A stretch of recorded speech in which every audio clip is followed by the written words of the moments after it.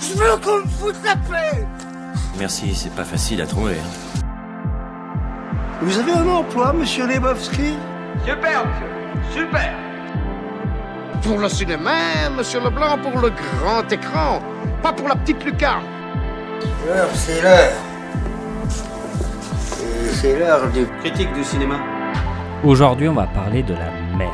Et oui, avec Madré de Rodrigo Sorogoyen. Quand vous avez envie de pleurer, vous pouvez allumer ce film, et d'ailleurs la plupart des films de Rodrigo Sorogoyen. Et dans ce cas précis, c'est les 5 premières minutes qui vont clairement vous anéantir. Et quand je dis vous anéantir, je ne mâche pas du tout mes mots. Après, vous verrez un film à la fois plein de douceur et de sous-texte. Mais allez, on rentre un peu dans le vif du sujet et on parle de Madré de Sorogoyen. Ça fait combien de temps que je suis là? 10 ans. Iván, amor, ¿qué tal? ¿Cómo estás? ¿Dónde estáis hoy? ¿Qué vais a hacer? En la playa. Et comment ça se fait? Enfin, si je peux me permettre, comment ça se fait qu'une Espagnole se retrouve ici pendant 10 ans? ¿Y tu padre? Se ha ido. Ha dicho que ahora volvía. ¿Y en qué playa estáis? En Francia, creo. ¿Por qué no viene papá? Mamá. Sí, mi amor, sí, mi amor, sí. Que hay un señor. Les enfants, vous en avez pas? ¿Qué hago? Corre, Iván, corre. Vamos, que corres muy bien, lo vas a hacer muy bien, ¿vale? Tienes que correr todo lo rápido que puedas, ¿me estás oyendo? Y te escondes. ¡Corre, estás corriendo! 10 ans se sont écoulés depuis que le fils d'Elena, alors âgé de 6 ans, a disparu. 10 ans depuis ce fameux coup de téléphone où, seul et perdu sur une plage des Landes, il lui disait qu'il ne trouvait plus son père. Aujourd'hui, Elena y vit et y travaille dans un restaurant de bord de mer. Dévastée depuis ce tragique épisode, sa vie suit son cours tant bien que mal, jusqu'à ce jour où elle rencontre un adolescent qui lui rappelle furieusement son fils disparu. Monsieur Sorogoyen, c'est un réalisateur madrilène qui est né donc en 1981 à Madrid, forcément. Réalisateur dans La Petite Lucarne à l'origine, avec quelques épisodes de séries tels que In Pares, Vida Loca et plus récemment Antidisturbios. J'imagine forcément qu'à part la dernière qui a été diffusée sur Canal, les autres tu ne les connais pas, t'inquiète pas, moi non plus. Et il se fait surtout connaître par son travail sur le grand écran, que ce soit avec son premier film marquant Que Dios no perdone et le plus récent El Reino. Et ce mercredi, nous avons la sortie de Asbestas, présenté dans la sélection des amis de Thierry Frémaux, appelé aussi Cannes Première, avec notre Denis Ménochet national, et ça fait plaisir de voir Denis Ménochet jouer dans n'importe quel rôle, à savoir que Rodrigo connaît assez bien la France en plus, et donc plus facile de faire la liaison avec un Denis Ménochet, puisqu'il a fait lui-même une partie de sa formation avec un Erasmus dans la capitale des Ducs. J'ai bien entendu vous parler de Nantes. Et donc, avant de devenir maître dans l'art de manier l'image animée, avec une caméra, Rodrigo Sorogoyen, c'est avant tout un scénariste de profession, formé en scénario à l'école de cinéma et de l'audiovisuel de la communauté de Madrid, ECAM, après une maîtrise d'histoire. Donc, c'est quelqu'un qui a quand même aussi une vraie réflexion au niveau historique, et ça se ressent dans ses films. On sent un vrai travail, des fois, tellement précis que ça fait penser à ce que peut faire un historien. Il réalise dans la foulée donc de cette formation son premier long métrage en 2018 avec toujours cette force de créer des scénarios profonds et extrêmement précis, ce qui va lui valoir un surnom, El Rey del Polar, soit le roi du polar en espagnol. Pour le film chroniqué aujourd'hui, son histoire est assez intéressante, puisqu'en 2017, Rodrigo Sorogoyen, il se dit, tiens, on va faire un petit court-métrage et on va l'appeler Madré, montrant une femme au téléphone avec son fils qui se perd, se fait enlever ou meurt. On pense vraiment qu'il se fait enlever, mais en réalité, on ne sait pas exactement, c'est ce que l'enfant ne délirait pas, toute une question autour de film. Une chose est claire, la souffrance est immense et la réalisation est impeccable. En 2017, il décide de prolonger l'expérience de ce petit court-métrage en sortant Madré, le long métrage cette fois-ci, qui prend en fait comme idée assez intelligente d'intégrer le court-métrage à l'intérieur même du film, puisque c'est la scène introductive sur les 10-15 premières minutes, et tout le reste du film va s'intéresser à la vie de la mère 10 ans après la disparition de son fils, sur le lieu de disparition de son fils qui essaie de faire son deuil.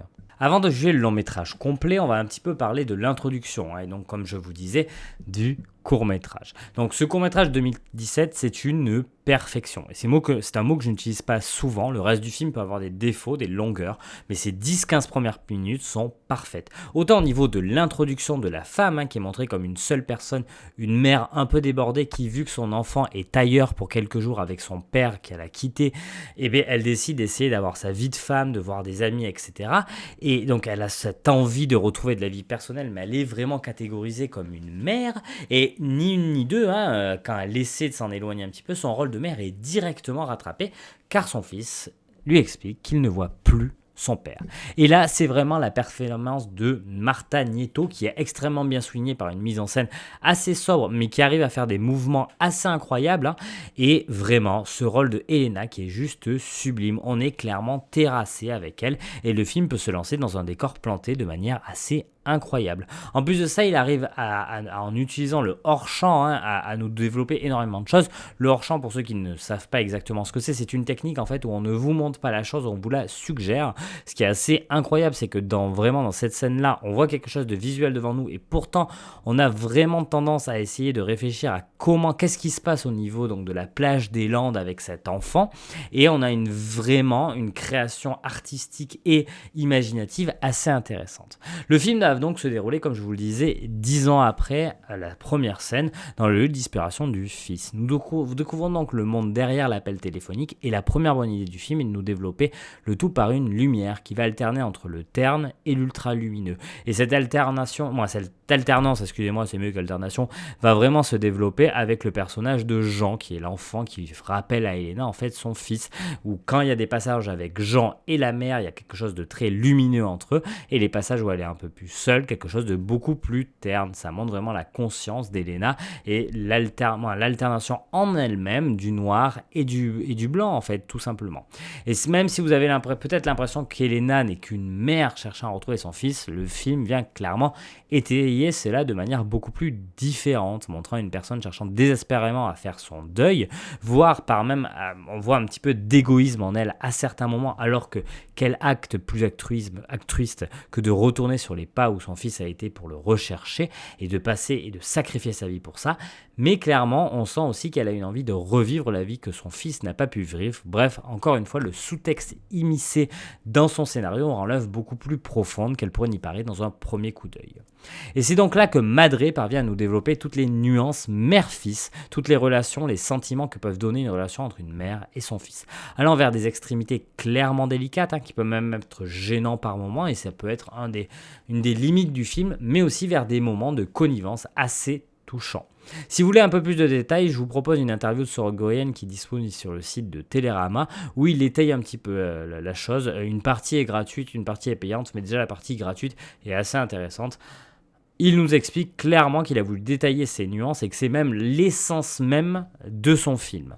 Et le film, il utilise aussi allègrement pour ça les ruptures de ton, puisque nos deux personnages sont clairement sur deux relations extrêmement différentes. Nous avons d'un côté Elena qui recherche un fils et qui recherche une relation mère-fille disparue, et Jean, lui qui recherche plus un amour de femme, une première relation sexuelle, ou en tout cas une première relation amoureuse, c'est mieux, même si les deux sont vraiment en connivence dans le film, et quelque chose qui sont vraiment sur deux biais différents. Et c'est par ce biais qu'il parle beaucoup de l'amour, un amour qui est certes contradictoire, mais qui est forcément assez important. On y voit peut-être même un petit complexe d'Oedipe par moment. Et forcément, la mise en scène vient nous montrer les deux points de vue avec deux mises en scène différentes et extrêmement intéressantes des deux côtés. Autant vous le dire, on ne sort pas indemne de Madré, le film est un torrent d'émotions puissant qui va vous laisser des traces indélébiles. Certains pourront trouver le film lent, et sincèrement je ne vais pas leur jeter la pierre parce que par moment il l'est pour les bonnes raisons, c'est-à-dire qu'il nous donne un petit peu de lenteur et du calme pour pouvoir appréhender nos deux personnages de manière vraiment intéressante, de manière intérieure. On va vraiment développer leur relation en les montrant et en montrant aussi leur ennui et leur décalage complet. Mais celui qui me dit que ce film n'est pas intéressant, j'attends vraiment son développement en commentaire parce que je serais très intrigué qu'on puisse me dire que ce film n'apporte rien, parce que je trouve qu'il apporte énormément de choses et que le travail effectué sur ce long métrage est simplement gigantesque. Et si je devais te donner une seule raison de voir Madré, c'est que c'est un film ayant une telle montée d'adrénaline sur son introduction et une variation assez importante sur un film qui devient de plus en plus calme qu'on a une véritable maîtrise d'un double sujet. Et ça, c'est extrêmement rare. Atteindre une force visuelle et une photographie aussi pertinente, c'est rare. Arriver à souligner la force de ces scènes par une variation de mise en scène qui vient souvent à l'encontre de nos attentes, c'est rare. Voir des acteurs afficher une palette de jeux aussi large et touchante, c'est rare. Être un véritable polar dans un film de relation mère-fils, imaginez J'ai tué ma mère, mais version El Reino ou version même 36 quai des Orfèvres, eh bien c'est quelque chose de rare. Et même si on connaît déjà la finalité, on arrive à réussir à toujours à nous tenir en haleine avec un sous-texte. C'est un film d'auteur rare. Arriver à filmer un paysage de manière aussi variée et nous décrypter une région alternant l'ultratourisme et la tranquillité avec autant de simplicité, c'est rare. Madré, c'est pas un film qui est forcément parfait, mais il arrive à nous donner plein de raretés, plein de choses qui ne sont pas si fréquentes dans le cinéma moderne. Alors si tu as envie de découvrir un film qui innove, qui tente et qui réussit, tu es au bon endroit. Difficile vraiment de rendre descriptible Madré, mais c'est une vraie expérience rare. Donc on n'a pas la chance de voir des films rares, forcément c'est la logique si souvent, donc découvre Madré. Moi je te dis à vendredi lundi, je m'y perds, en espérant avoir été aussi enchanté au visionnage de Madré que son nouveau film Asbestos, c'est mieux. Et pendant ce temps-là, mate des films. Pas trop fait engueuler, on dirait. Figurez-vous qu'on a un destin. C'est la fin du cinéma. Mais je crois que le cinéma existera toujours.